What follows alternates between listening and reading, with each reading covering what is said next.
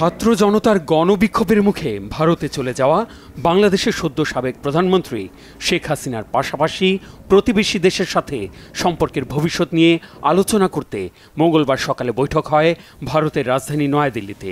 Parliament ভবনে সর্বদলীয় বৈঠকে পররাষ্ট্রমন্ত্রী এস জয়শঙ্কর জানান, আপাতত শেখ হাসিনাকে কিছুদিন সময় দিতে চায় ভারত। ভেবেচিন্তে ভবিষ্যৎ পরিকল্পনার বিষয়ে জানাবেন তিনি। এর ভিত্তিতে পরবর্তী করণীয় ঠিক করা হবে। বাংলাদেশের সব দলের প্রতিনিধিদের সমন্বয়ে নির্দলীয় সরকার গঠনের উদ্যোগকে স্বাগত জানিয়ে বলা হয়, সেনাবাহিনীর সাথে যোগাযোগ রাখা হচ্ছে। জয়শঙ্কর আরও জানান, এখনই বাংলাদেশ থেকে ভারতীয়দের সরিয়ে নেওয়ার বিষয়ে সিদ্ধান্ত না হলেও তাদের নিরাপত্তায় নজর রাখা হচ্ছে। যে কোনো সময় দ্রুত পদক্ষেপ নিতেও প্রস্তুত আছে ভারত। বাংলাদেশ পরিস্থিতি নিয়ে সোমবার রাতেই নিজের সরকারি বাসভবনে জরুরি বৈঠক ডাকেন ভারতের প্রধানমন্ত্রী নরেন্দ্র মোদী।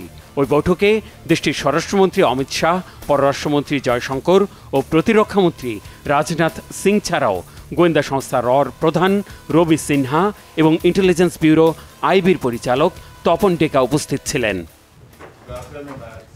বাংলাদেশে অন্তর্বর্তী সরকার গঠনের সিদ্ধান্তকে স্বাগত জানিয়ে ওই সরকারকে গণতান্ত্রিক ও অন্তর্ভুক্তিমূলক হওয়ার আহ্বানে বিবৃতি দিয়েছে মার্কিন পররাষ্ট্র দপ্তর।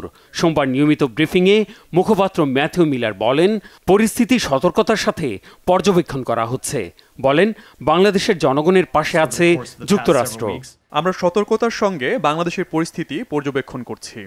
যুক্তরাষ্ট্র বাংলাদেশের জনগণের পাশে আছে এবং সব পক্ষকে সহিংসতা থেকে বিরত থাকার আহ্বান জানাচ্ছি। বাংলাদেশের অন্তর্বর্তীকালীন সরকারের ঘোষণাকে স্বাগত জানাই এবং আইন অনুযায়ী যে কোনো পরিবর্তনের আহ্বান জানাই। আন্দোলনের সময় যারা প্রিয়জন হারিয়েছেন এবং আঘাত পেয়েছেন তাদের প্রতি গভীর সমবেদনা জানায় যুক্তরাষ্ট্র। এদিকে ভারতের একাধিক সূত্র জানিয়েছে, যুক্তরাজ্য ও রাশিয়ায় রাজনৈতিক আশ্রয় চেয়েছেন হাসিনা। এ বিষয়ে কিছু না বললেও বাংলাদেশে সংঘটিত সহিংসতা ও হত্যাকাণ্ডে উদ্বেগ জানিয়ে বিবৃতি দিয়েছে যুক্তরাজ্যের পররাষ্ট্র দপ্তর। সহিংসতা বন্ধ করে শান্তি প্রতিষ্ঠা এবং নিরপেক্ষ তদন্তের আহ্বান জানিয়েছেন ব্রিটিশ পররাষ্ট্রমন্ত্রী ডেভিড ল্যামি।